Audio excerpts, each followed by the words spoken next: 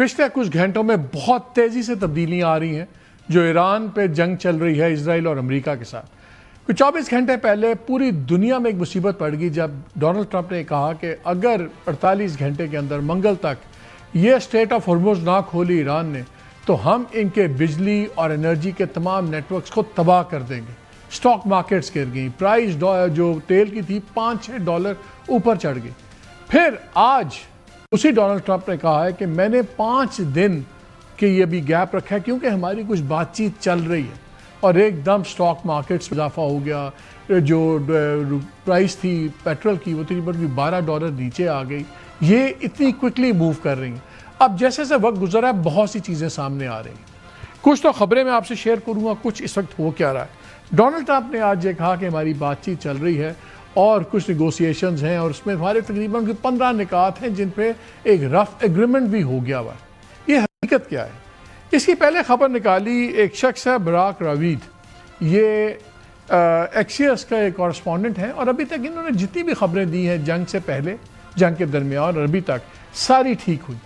वो खबर ब्रेक करते हैं कि तुर्की, इजिप्ट और पाकिस्तान ये मेन कलीदी रोल अदा कर रहे हैं जिन्होंने मैसेज किए हैं बिटवीन अमेरिका और तेहरान के। कहा कि इनके जो आला अहदेदार हैं इन 3 ममालिक के, इनकी बात हुई है जो प्रेसिडेंट ट्रंप के एनवॉय हैं स्टीव विटकॉफ और Iranian foreign minister Abbas Araghchi साहब, इनके साथ ये इन बिटवीन जाते रहे हैं और ये मीटिंग्स में काफ़ी डेवलपमेंट्स हुई हैं। फिर एक और ख़बर में बाद में ये भी दावा किया गया है और उनका कि ये कंफर्म किया, वो एक इजरायली इंटेलिजेंस ऑफिशियल को कोट करता है और वो कहता है कि उसने भी हमें बताया कि हमें पता है कि गुफ्तगू चल रही है और ये हो सकता है कि एक मीटिंग भी हो जाए इस हफ्ते इस्लामाबाद में, और जिसमें ये इन तमाम ममालिक के लोग होंगे, ऑब्वियसली फॉरेन मिनिस्टर्स वगैरह होंगे और उधर स्टीव विटकॉफ हो सकते हैं, कुशनर, और शायद American vice president JD Vance भी उस मीटिंग में शामिल हों।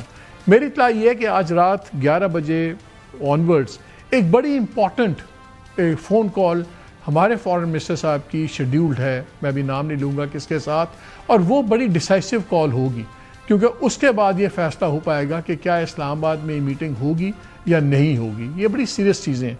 कुछ लोगों का ख्याल ये है कि इजराइल की जो मोसाद है उसे जब किसी चीज़ को तबाह करना हो तो उसकी इंफॉर्मेशन लीक भी करवा देती है, और उनको क्योंकि नज़र आ गया था कि ये बातचीत काफ़ी आगे बढ़ती जा रही है तो उन्होंने ये चीज़ को, खबर को उन्होंने इसको लीक करवा दिया।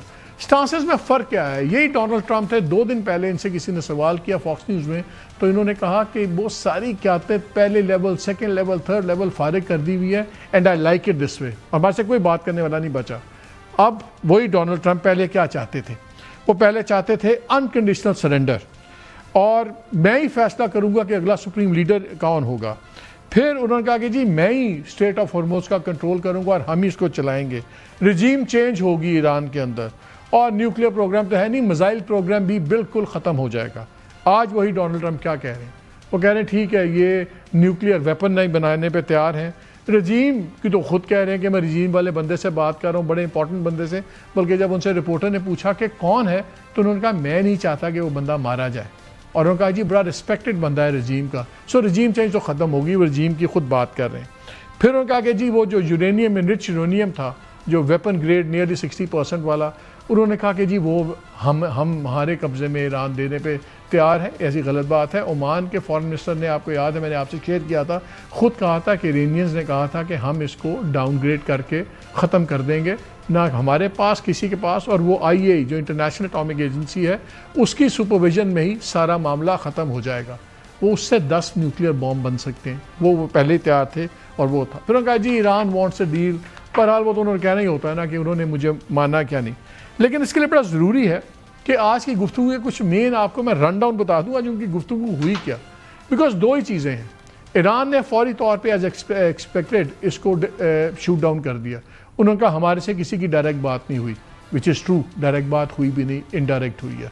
दूसरा उन्होंने कहा कि जी ये पहले की तरह ना, अब डोनाल्ड ट्रंप फिर अपने लिए मौका, टाइम ढूंढ रहा है ताकि ये और फ़ौजें जमा कर ले, क्योंकि फ़ौजें तो जमा कर रहा है, 5000 बंदा और इकट्ठा कर रहा है मरीन्स को इस इलाके में।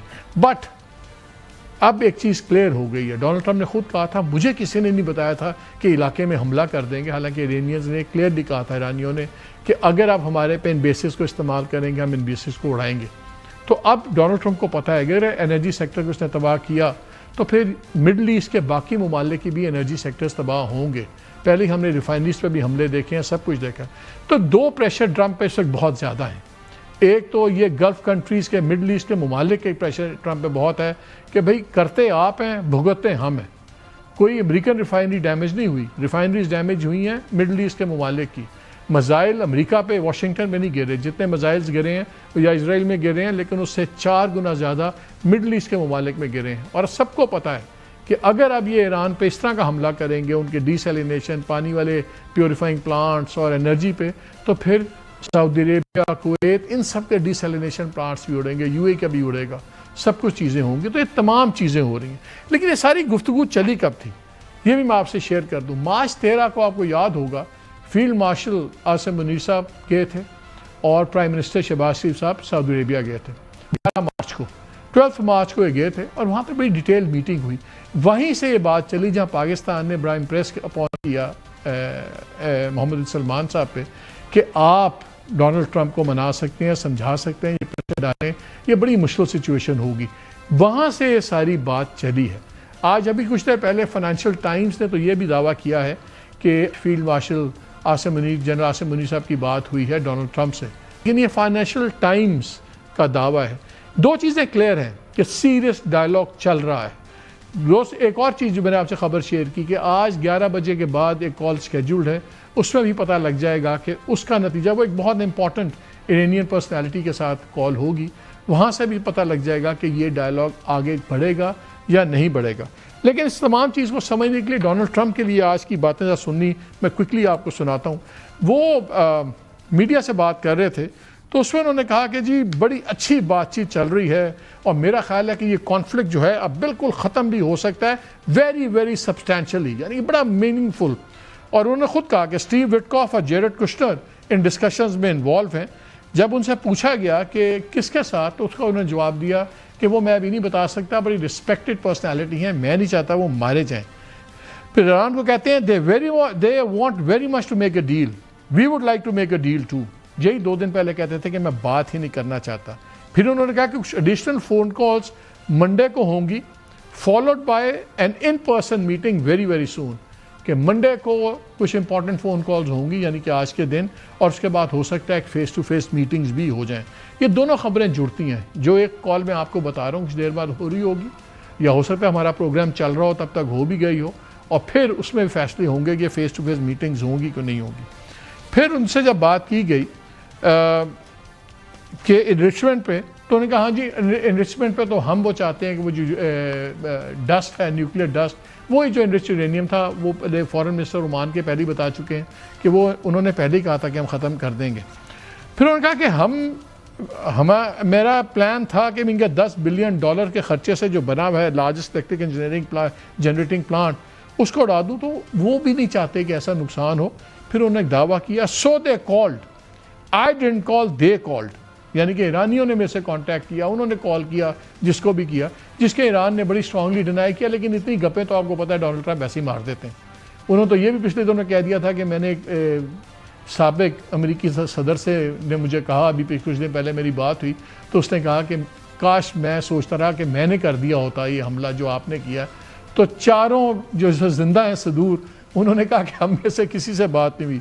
तो डोनाल्ड ट्रंप ने अपनी शेखी तो मारनी होती हो गई। फिर उनसे पूछा गया कि अगर आपकी सीज़फायर की कोई बात हुई तो क्या इजराइल मान जाएगा? उन्होंने कहा जी इजराइल बिल्कुल मानेगा और बड़ा खुश होगा, सब कुछ होगा। और फिर उन्होंने कहा गया कि आपने ईरान को बड़े पैसे कमा के दे रहे हैं। उन्होंने कहा जी कोई पैसे नहीं, उनको मिलेंगे तो तब की बात है। लेकिन जो असल पॉइंट चीज़ है, उन्होंने कहा कि जी कितने पॉइंट्स ऑफ एग्रीमेंट हैं जिन पर आपका डिसाइड हुआ है? उन्होंने कहा जी तकरीबन 15, और उसमें 15 वो मान गए हुए हैं। लेकिन इंटरेस्टिंग बात उन्होंने जो एक ही जो कंट्रोवर्शियल है वो है लो कियन मिसाइल्स। वो अब वहाँ के मीडिया में भी डिस्कशन हो रही है कि लो कियन मिसाइल्स क्या है, क्या वो शॉर्ट रेंज मिसाइल्स पे मान गए ईरानियन, वो नहीं माने। इशू नज़र ये आ रहा है कि अब क्लियरली डोनाल्ड ट्रंप के पास ये आखिरी मौका है कि इसमें से निकलें, इस चीज़ में से निकलें, एक बाइज्जत तरीके से विक्ट्री क्लेम करें और निकलें। क्योंकि अगर ये स्टेप पे वो जाते हैं तो फिर ये बहुत ही मामला ख़राब होगा। और कितना ख़राब होगा, एक आर्टिकल गार्डियन में आया है जहाँ उन्होंने फातेह बिरोल, ये जो हैं एग्जीक्यूटिव डायरेक्टर हैं इंटरनेशनल एनर्जी एजेंसी के, जो सारा ये ऑयल पेट्रोलियम की चीज़ों के ऊपर इंटरनेशनल सारे इसके मेंबर्स हैं, वो कहते हैं, उन्होंने कहा है कि यार एक 1970s में एक ट्विन शॉक आया था तेल का, ये उससे भी बहुत बड़ा वाक़या है। अगर उन ट्विन शॉक को भी देख लें और ये आप यूक्रेन वाली जंग भी जब शुरू हुई है तो जो तेल के साथ हुआ ये उससे बहुत बड़ा वाक़या है। छोटी सी एग्जांपल देता हूँ कि 73 और 79 के अंदर वो ट्विन शॉक की बात कर रहे हैं, उसमें 5 मिलियन बैरल सिर्फ रोज़ का मार्केट से गायब हुआ था 79 में। और यूक्रेन की जब जो 2022 की जंग हुई उसमें 75 बिलियन क्यूबिक मीटर्स, इस बार 11 मिलियन बैरल्स रोज़ का गायब होता जा रहा है। और उसने ये कहा है कि अगर आज भी जंग ख़त्म हो जाए आज, तो तब भी 5-6 माह कम से कम लगेंगे इस एनर्जी सेक्टर को वापस आते हुए। कितना फ़र्क पड़ता है वेरी क्विकली मैं शेयर कर दूं।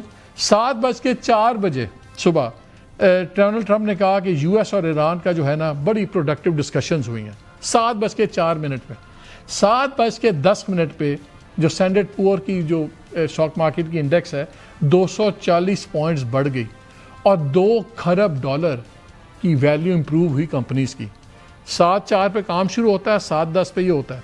27 मिनट बाद उन्होंने ईरान की तरफ से स्टेटमेंट आती है कि झूठ बोल रहे हैं प्रेसिडेंट ट्रंप, हमारे से कोई बातचीत नहीं हुई। 27 मिनट के बाद 8 बजे वही मार्केट फिर 120 पॉइंट्स गिर जाती है और $1 खरब का नुकसान हो जाता है। यानी कि 56 मिनट में सिर्फ ये 3 स्टेटमेंट्स में $3 खरब ऊपर नीचे हो गए। इतना बड़ा इकोनॉमिक इम्पैक्ट पड़ रहा है इस जंग का कि मिनट्स के अंदर खरबों बढ़ रहे हैं, खरबों लुट रहे हैं, और ये डोनाल्ड ट्रंप को पता है। अब सवाल 2-3 उठते हैं कि ये जो बात हो रही है जिसमें अब पाकिस्तान अल्लाह के फजल से बड़ा कलीदी रोल कर रहा है, और हमें लगता है कि जो बुनियादुल मरसूस पे हमने इंडिया की ठुकाई की उसके बाद तो दुनिया में हमारा वर्जन टोटली परसेप्शन चेंज हो गया। इसी डोनाल्ड ट्रंप ने कुछ अर्सा पहले ये भी कहा था कि पाकिस्तान की मैं राय मानता हूँ ईरान और मिडल ईस्ट के मामले में, मैं इनकी एडवाइस सुनता हूँ। आज पाकिस्तान फिर एक बड़ी लीडिंग रोल में आ गया है। इस वक्त 2 ही सवाल है, क्या डोनाल्ड ट्रंप सिर्फ ड्रामा कर रहे हैं, वक्त ले रहे हैं?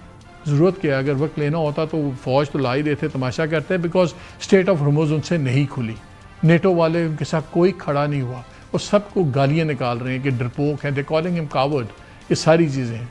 अब एक लास्ट अपॉर्चुनिटी है दोनों मुल्कों के लिए कि ईरान भी डोनाल्ड ट्रंप को भागने दे। जैसे वो कहते हैं ना जी, बंदा तो जा रहा है कंबल नहीं छोड़ रहा, कि उसको जाने दे। ईरान कहता है कि हमें सीज़फायर नहीं चाहिए, हमें कंप्लीट अमन चाहिए, इसके लिए बेसिस भी हटाई हैं। वो इतनी ईजी बात नहीं है।